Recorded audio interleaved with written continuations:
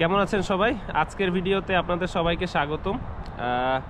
আজকে যে বিষয়টা নিয়ে কথা বলতে চাই সেটা হচ্ছে যে কানাডাতে আসার জন্য আমাদের কত মানে মাসের ব্যাকআপ নিয়ে আসা উচিত। আপনারা জানেন কানাডা একটা এক্সপেন্সিভ দেশ, তো সেইখানে আপনি আসার সাথে সাথেই তো আর চাকরি বাকরি পাবেন না। তো এইখানে আসার সময় কত মাসের ব্যাকআপ নিয়ে আসলে আপনাদের আসা উচিত সেই বিষয়টা নিয়ে কথা বলবো। চলুন মূল ভিডিও শুরু করি। আচ্ছা, কানাডাতে আসার ক্ষেত্রে ধরেন একটা টাইম লাইন ধরে আলোচনা করি। ধরেন আপনি সেপ্টেম্বরে আসবেন ফল সেশনে। তো সেপ্টেম্বরে যদি আপনি আসেন, মোস্ট অফ দ্য স্টুডেন্ট হচ্ছে গিয়া আগস্টের মধ্যে চলে আসে। এখন আপনাকে মনে রাখতে হবে আপনি আসার সাথে সাথেই কিন্তু কাজ করতে পারবেন না।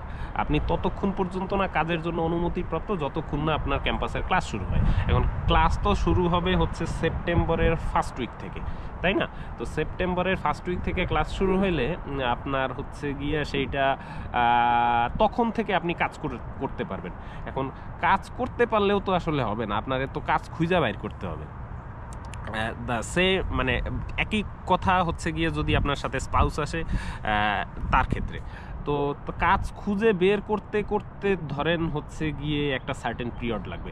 এখন ততদিন পর্যন্ত তো এইখানে হচ্ছে গিয়া আপনার একটা বড় খরচের বিষয়। তো সেই জন্য এইখানে আসলে আগে জানা উচিত যে আসলে কীরকম সময়টা সাধারণত লাগে এবং কত মাসের ব্যাকআপ নিয়ে আসা উচিত। মানে এইটা তো আসলে ফিক্সলি বলা আসলে খুবই ডিফিকাল্ট যে এক্স্যাক্টলি আমাকে এই কয় মাসের ব্যাকআপ নিয়ে আসলেই মানে আমি সেফ।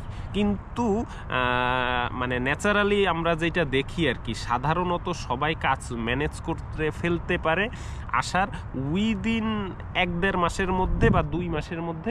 আপনি যদি 3 মাসের ব্যাকআপ নিয়ে আসেন, মানে 3 মাসের থাকা খাওয়া এভরিথিং আর কি, একটা ফ্যামিলিতে যা যা খরচ হয়, তো আপনি যদি টোটাল 3 মাসের খরচ নিয়ে আসেন সেইটা মানে কোয়াইট সাফিসিয়েন্ট বলা যায় আর কি। 3 মাসের মধ্যেই সাধারণত সবাই কাজ টাজ ম্যানেজ করে ফেলতে পারে, যদি আপনি মানে খুব আনলাকি না হন এবং আপনি যদি খুব রাশ সিটিতে না যান আর কি।